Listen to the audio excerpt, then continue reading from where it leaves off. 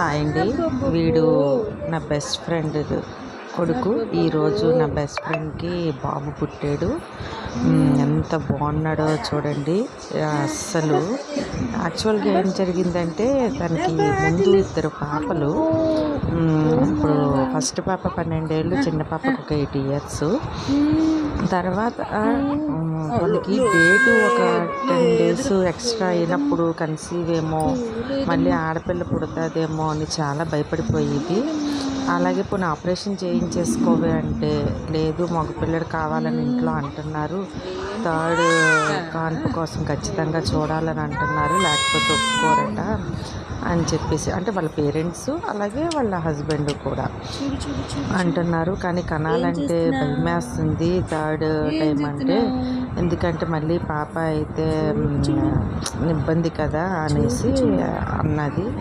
నేను అలాగా డేట్ ఒక 10 డేస్ ఎక్స్ట్రా అయినప్పుడల్లా దెబ్బలాడుతూ ఉండేదాన్ని. 2-3 టైమ్స్ చేసిన పాపని చెప్తే పోతుందని. ఏం వద్దు, ఆ ఇద్దరు పిల్లల్ని బాగా పెంచు, వాళ్ళిద్దరిని బాగా చదివించు, ఆడపిల్లలు మగపిల్లలు అనే తేడా ఏం లేదు ఈ రోజుల్లోని. మగపిల్లలతో సమానంగా ఆడపిల్లలు అంతకంటే ఎక్కువగా ముందుకెళ్తున్నారు. ఆ పిల్లలకి ఏ లోటు లేకుండా చూడు, మళ్ళీ తేడటం వద్దు అని చెప్పేసి 2-3 సార్లు నేను చెప్పి కొంచెం టాబ్లెట్ వేసుకోవాలాగా అనేసి అంటే అలాగే చేసేది. కానీ ఆఖరికి ఇంకెన్నాళ్ళైనా ఇంట్లో ఒప్పుకోవట్లేదు అని చెప్పేసి డేర్ చేసి మొత్తానికి థర్డ్ టైం అయితే చూశారు. వాళ్ళు అనుకున్నట్టే భగవంతుడి దయ వల్ల ఈసారి బాబు పుట్టాడు. ఎంత బాగున్నాడంటే వాడు. యాక్చువల్గా నేను హాస్పిటల్కి నన్ను వెళ్ళొద్దన్నారు, మాకు స్వామి మాల్లో ఉన్నారు ఇంట్లో అని. కానీ నాకు మనసు ఆగలేదు. ఫోన్ చేసి బాబు అని తెలియగానే హాస్పిటల్కి పరిగెట్టుకొని వెళ్ళాను. తీరా చూస్తే భలే ఉన్నాడు వీడు, అసలు బుచ్చిగాడు.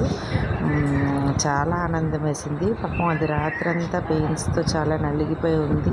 ముందు ఇద్దరు పాపలు నార్మలే, కానీ థర్డ్ టైం నార్మల్ అవ్వలేదు, సిజరీన్ అయ్యింది. రెస్ట్ పాపం పడుకుంటుంది, తెలివి లేదు అసలు. నేను వెళ్ళినా కూడా పలకరించే మూడ్లో లేదు. చేతిలో చెయ్యేసి చేయి పట్టుకొని ఉన్నది.